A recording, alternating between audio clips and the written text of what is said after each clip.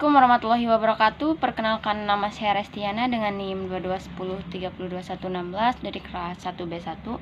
Ingin mempresentasikan materi ilmu alamiah dasar tentang hubungan biosfer dan makhluk hidup. Dimulai dari pengertian biosfer. Secara etimologi, biosfer merupakan gabungan dari dua kata, yaitu bio yang artinya hidup dan sfer yang artinya lapisan. Jadi biosfer adalah lapisan tempat hidup atau habitat makhluk hidup. Biosfer adalah bagian luar dari planet bumi yang mencakup udara, daratan, dan air yang memungkinkan kehidupan dan proses biotik berlangsung. Dan istilah biosfer pertama kali dikemukakan oleh ilmuwan Rusia yang bernama Vladimir Vendersky pada tahun 1929. Dalam pengertian luas, menurut geofisiologi, biosfer adalah sistem ekologis global yang menyatukan seluruh makhluk hidup dan hubungan antar mereka, mulai dari interaksi dengan unsur litosfer atau batuan, hidrosfer atau air, dan atmosfer atau udara yang ada di bumi. Dan yang kedua, pengertian biosfer menurut para ahli. Yang pertama, menurut Vladimir Ivanovich Vendersky, biosfer adalah sebuah sistem terbuka dan berkembang sejak dimulainya sejarah kehidupan makhluk di bumi.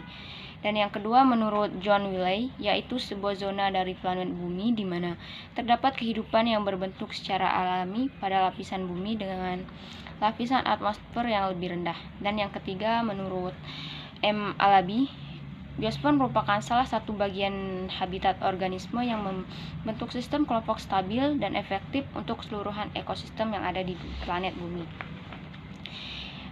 Berdasarkan jenis lapisannya, biosfer dibagi menjadi 3, yaitu 1. Lapisan atmosfer. Lapisan atmosfer adalah lapisan bumi yang paling atas. Atmosfer berfungsi untuk melindungi bumi dari berbagai benda-benda luar angkasa yang berukuran besar. Lapisan atmosfer, atau juga dikenal dengan istilah lapisan ozon, yakni lapisan yang berperan penting dalam melindungi kehidupan makhluk di bumi. Yang kedua, lapisan litosfer. Lapisan litosfer adalah lapisan bumi sebelum atmosfer. Litosfer tersusun atas bebatuan yang ada di dalam biosfer dengan ciri-ciri yang berbeda sesuai dengan tingkat kedalamannya. Contohnya, litosfer adalah susunan letusan gunung berapi dan magma yang terbentuk akibat letusan gunung berapi. Dan yang 3, lapisan hidrosfer.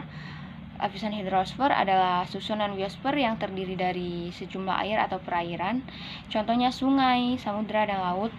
Hampir 70% makhluk hidup di bumi hidup dan tinggal di lingkungan hidrosfer. Dan yang kedua, pengertian makhluk hidup. Definisi makhluk hidup dalam biologi dan ekologi organisme adalah kumpulan molekul-molekul yang saling mempengaruhi sedemikian sehingga berfungsi secara stabil dan memiliki sifat hidup. Makhluk hidup terdiri dari manusia, hewan, tumbuhan, dan mikroorganisme. Ciri-ciri makhluk hidup adalah yang pertama, bernapas. Bernapas adalah suatu proses pengambilan atau penghirupan oksigen dari lingkungan dan mengeluarkan karbon dioksida.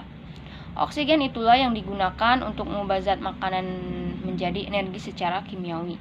Kemudian, energi akan digunakan untuk melakukan aktivitas sehari-hari. Yang kedua, berkembang biak. Berkembang biak adalah proses yang terjadi pada makhluk hidup untuk menghasilkan keturunan. Dan yang ketiga, bergerak. Bergerak diartikan sebagai aktivitas yang menyebabkan perubahan tempat atau kedudukan baik sekali maupun berkali-kali. Yang keempat, peka terhadap rangsangan, artinya adalah kemampuan makhluk hidup untuk menanggapi atau merespon rangsangan baik berupa sentuhan, cahaya matahari, air, zat kimia, suhu, dan gravitasi bumi.